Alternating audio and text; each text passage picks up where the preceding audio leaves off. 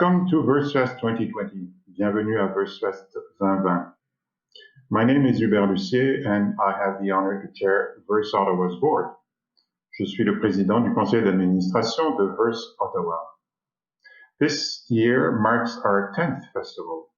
As with previous editions, our program comprises a wealth of poets in many genres from several continents. We present in English and in French. For reasons that will be obvious to everyone, this year also constitutes a first in that we're entirely online. That being said, we remain an Ottawa-based organization, and I want to acknowledge that Ottawa is part of the traditional unceded territory of the Algonquin Anishinaabe people. The mindset in preparing this festival went far beyond let's grin and bear it. We've added several new formats to our sessions. We're making them accessible to all, free of charge. We're allowing for more dialogue between poets and the audience. Cette année introduit une grande nouveauté puisque nous vous accueillons exclusivement en ligne. Cela a signifié davantage que faire contre mauvaise fortune bon cœur, car nous avons enrichi notre offre de sessions originales qui permettront, je l'espère, de rejoindre et faire dialoguer avec les poètes participants un public plus large que jamais. Rien de cela n'aurait été possible sans le concours d'une équipe de bénévoles dévoués, ni sans les partenaires qui nous accordent leur soutien, parmi lesquels le Conseil des arts du Canada, la Ville d'Ottawa, le Conseil des arts de l'Ontario, Patrimoine canadien et l'ACFO d'Ottawa. Je les remercie chaleureusement, de même que vous, chers membres de notre public, tout en vous souhaitant un excellent festival. None of this would have been possible without a fantastic team of volunteers. Our various partner organizations devoted to the promotion of poetry in Canada's National Capital Region, as well as our sponsors, among which the Canada Council for the Arts, the City of Ottawa, the Ontario Arts Council, Canadian Heritage, and ACFO d'Ottawa. In closing, I want to thank you, members of our audience, and wish you a wonderful festival. Welcome to the 10th Annual-ish Factory Lecture Series, an event that is an extension of the Factory Reading Series, a series I've lovingly hosted and curated since January 1993. For each lecture, solicited poets are asked months in advance to present an informal lecture on any topic concerning writing, ranging from their own writing practice, a particular favorite author or subject, to more wide-ranging ideas of the craft. And previous lectures have included talks by more than a dozen writers, including Gil McElroy, Nicole Marcotic, Hua Win, Lisa Jarno, Sina Yi, Clara Duplessis, Armand Garnett-Ruffo, and Marcus McCann. We have two writers speaking this afternoon, and the first is J.R. Carpenter.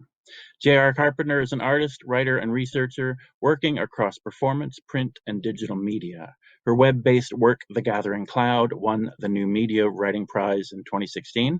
Her poetry collection, An Ocean of Static, was highly commended by the Forward Prizes in 2018.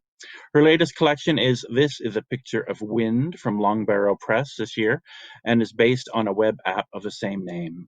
A fellow of the Eccles Centre at the British Library and the Moore Institute at NUI Galway, she is currently in Edmonton as writer-in-residence at the University of Alberta. And back when we thought this was going to be in March and a live in-person event, Above Ground Press produced this chapbook of hers, which, you know, I've seen her, but not at the same time. April. A walk through the wood. A carpet of bluebells unfolds. Memories of ferns unfurl. A feast of wild garlic keeps pace along the path, and by the South Quay, sea beat aplenty. Green shoots through the vineyard, pale before the blaze beyond, the brilliant copper beach. Leaves fresh, red sequins, dance in sprite sun. May. The weather is green. The river is green. A greener green I've never seen. The trees, an explosion. We slip in midstream, ride the falling tide, row until we see green ocean. Wind stiff on the way back, oar-shaped muscles sprout where wings should be. In the morning, our arms are sore, as if we had been trying to fly. June. 6 swans slide past the South Quay, fast, single, file, silent, white in late sunlight. For weeks now, it has been raining. A wee lurcher looks on longingly at the low tide, at the mudflats, brackish water laps, green knotland, this salt grass, a field day, with ducks in. She leans against the lead. July. Bright chop at Blackness, a splash of sudden sun, a season we've almost forgotten the name for. Voices clatter across the water, clouds clutter the far corners, buzzards circle, and sometimes an osprey. The tide turns, the wind against us. Night rose toward shifting shadows, blister on oar hand. Surrender feels right. August. Jacket on, sun. Jacket off, wind. Jacket on, sweat. Jacket off, rain. Jacket on, stops. And so begins the rumor. A new sound in the leaves, a new surface on the water. And so begin the hydrangeas, bigger than hearts, smaller than heads. And also the swallows, the sheer volume of them, a tangle of feeding, an acre of air. September. Late summer thunder, heat rising out of nowhere, elegiac, but we'll take it, on a long walk. Blackberries in dense bramble, blackthorn ripening slow, black blankets of rooks airing out over the wood. The sun sets as if it means it. A sudden squall for all puts the wind in window, the shivering way we brace and say autumnal. October, a gruesome night, bucketing down, an extra anchor down, lest the bed slip its moorings. In the morning, the noise ends. Dense mist hugs the river bends. 2 crews of 8 scull past, scoring dark water. Through wet light, bird, sound before sight. An arrow of geese rises, a greater than sign in the sky. November. The sound of light rockets through night. Fire works its way down the bank. Red and orange leaves by way of water. Gold teeth glint in the wood till the wind smashes them. The high wind the round hills will always make room for. Frost shapes the long shade, soft absences where in the night large beasts were sleeping. December. A drive through Somerset, Swans dog-ear far corners of rain-drenched fields. We call on Michael and Yuta. They give us a bag of English walnuts. Just that. A brown paper bag full of fresh windfall. They'd collected all autumn. Outside, bits of dried grass and soil clinging black.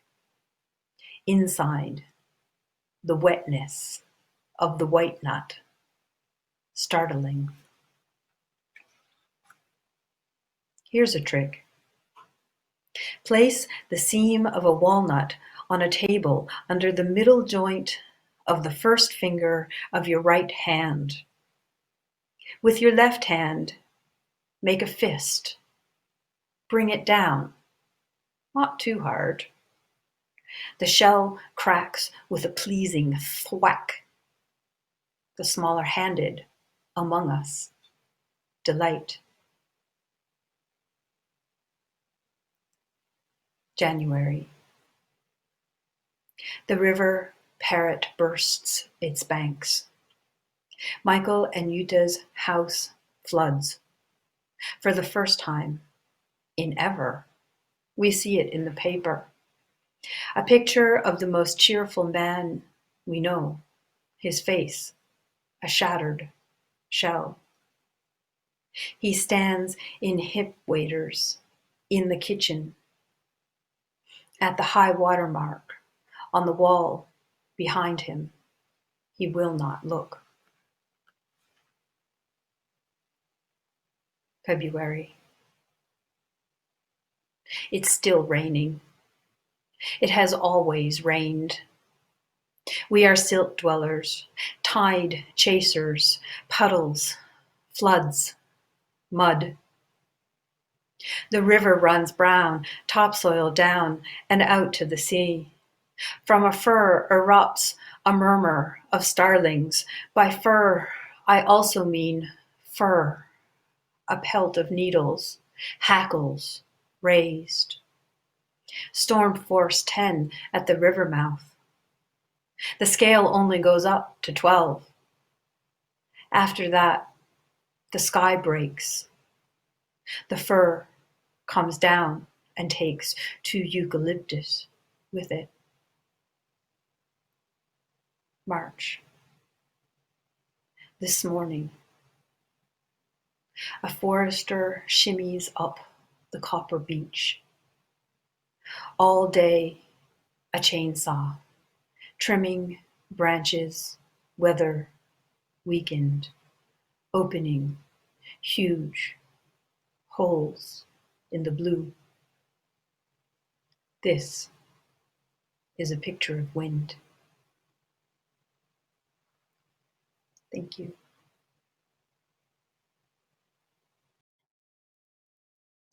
Our second performer is Vancouver writer and editor Shazia Hafiz Ramji. She is the author of the poetry collection Port of Being, a finalist for the 2019 Vancouver Book Award, BC Book Prizes, Dorothy Livesey Poetry Prize, Gerald Lampert Memorial Award, and winner of the Robert Crouch Award for Innovative Poetry.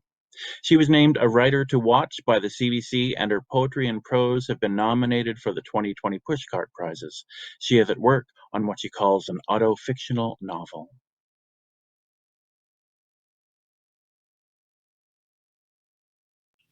Hi everyone, I'm Shazia, tuning in from the unceded territories of the Squamish, Musqueam, and Tsleil-Waututh peoples, whose ancestral land I'm very privileged to live on.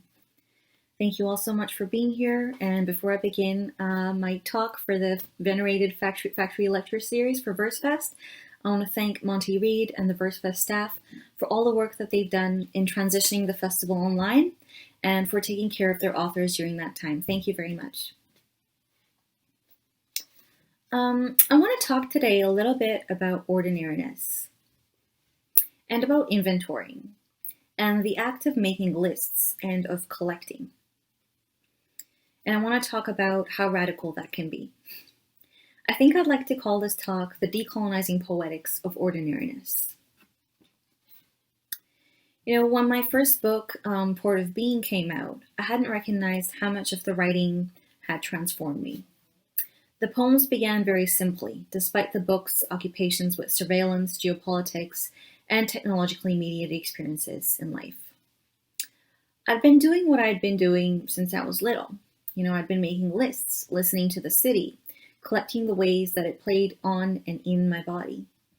It was a way of learning to be in the world again, after being stalked by a thief.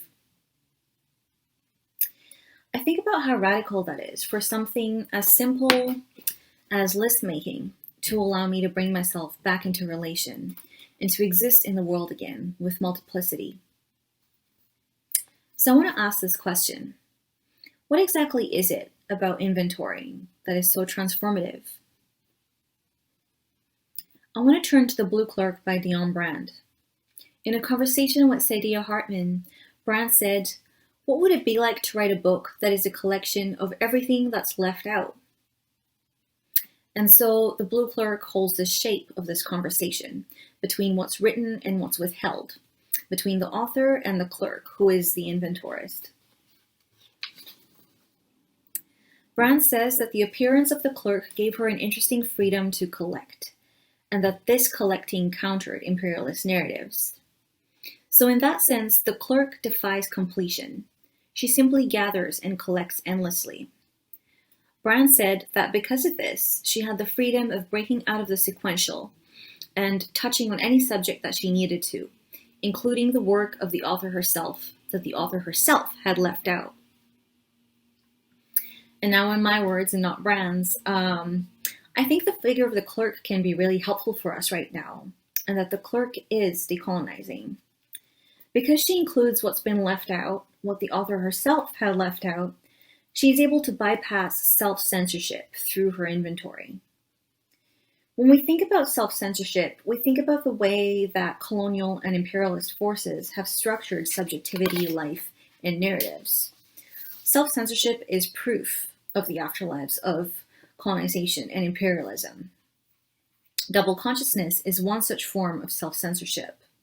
A curated self, like this one, is another, because it contains the self, but it doesn't allow for the multiplicity and multiple becomings of the self. It encourages singular subjectivities and cohesive, complete works with clear beginnings, middles, and ends.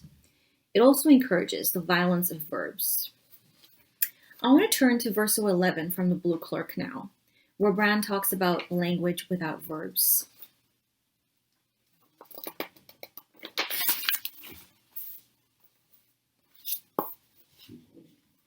Verse 11.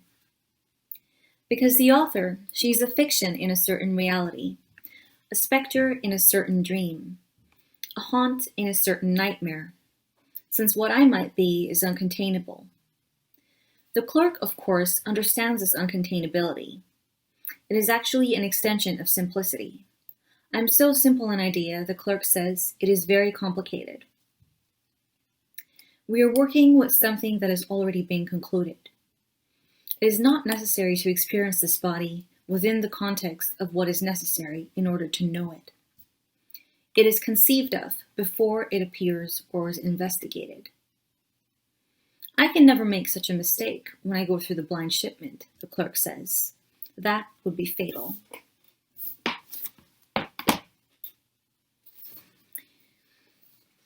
What I love about this verse, though, is that it begins with an ellipsis in because, and that's because in the lowercase. As if it's a continuation of something that came before, but also the cause of that because is not on the page. In the previous verse, though, 10.4, Brand begins, one could not easily separate oneself from the we being constructed by the spectacle and its narrations or reiterations. And perhaps one ought not to be able to so clearly distinguish oneself from that we. The grim list of the clerk begins. End quote. I think the beauty of that, among so many other things, is its positionality. The clerk especially is complicit and mired in the tangle of being. As Brand writes later, quote, the author lives on the aggregate of the clerk's senses, end quote. And so the clerk, I think, is this sensuous inventorist who does not censor herself. I'll read a bit from verse 11 again to look at the relationship between language and being.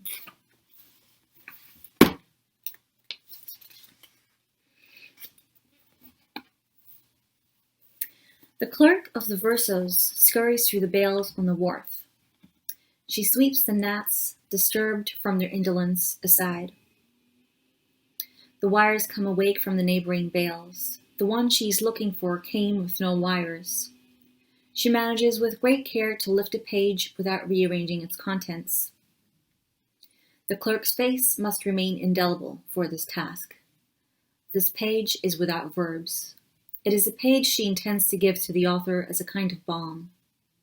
This page has unstable magical powers of the same type the clerk believes, as, say, the situation where poison is medicine, an antivenin. Without verbs, nothing can be done. Nothing can get in the bloodstream.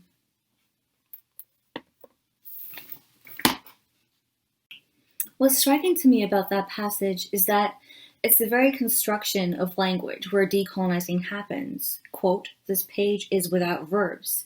It's a page she intends to give to the author as a kind of balm, unquote. Going back to the conversation with Hartman and Brand, Brand said, quote, how do we create another language that binds us to the brutalities, but imagines us as we are and will be, and fully describes us as we are, a language that attends to our agility, unquote. With agility and decolonizing poetics of ordinariness in mind, I want to turn to another book by Brand, this time The Door of No Return. She says, quote, to live in the Black diaspora is, I think, to live as a fiction, a creation of empires, and also self-creation. It is to be a being living inside and outside of herself. It is to apprehend the sign one makes, yet to be unable to escape it, except in radiant moments of ordinariness like art, unquote. In his thesis on diasporic Black writing in Canada, Paul Barrett says, writing for Brand transfigures such ordinariness, communicating how the lives of Black people become meaningful in and through such seemingly banal moments of suffering and self-realization. It is through these, quote-unquote, radiant moments of ordinariness made like art that writers like Brand can express the sense of contradictory doubleness, of being inside and outside of oneself. When Brand describes Black diasporic subjectivity as akin to living as a fiction, she insists on the importance of lives mediated and constructed by narrative, as well as on a poetic sensibility that revels in contradiction, unquote. That was Barrett. So here is precisely the potential for ordinariness to hold and convey that double consciousness and contradiction, much like the clerk does with her sensuous inventory.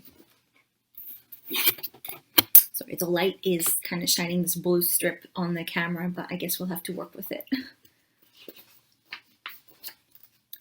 So I want to say that the decolonizing potential of inventory lies in its banality, in its ordinariness, in the sheer specificity of lived experience collected. Brown said, quote, it's extraordinary that we are alive. I wanted to linger in that extraordinary, unquote.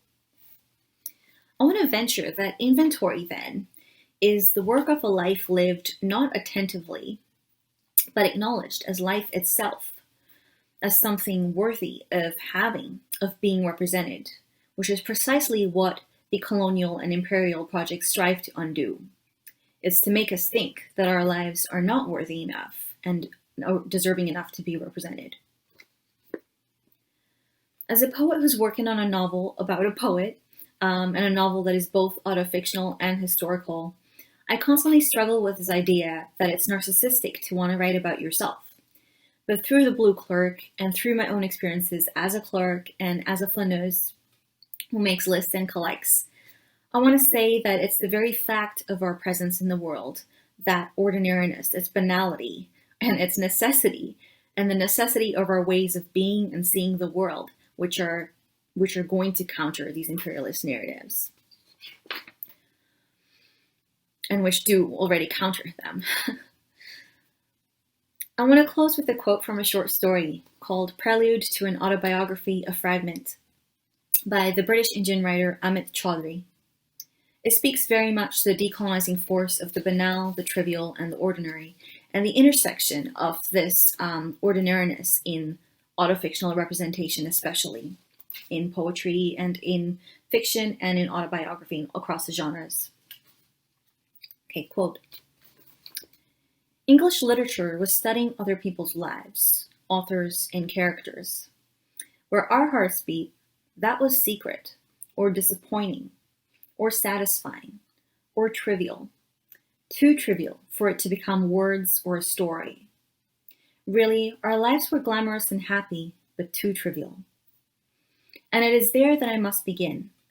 That is why all of us writers who have still not written a word are impatient to disturb the silence. End quote. And I think that's all I have for now. Thank you so much for listening and for inventorying, and to Versefest for having me. Thank you so much. Bye.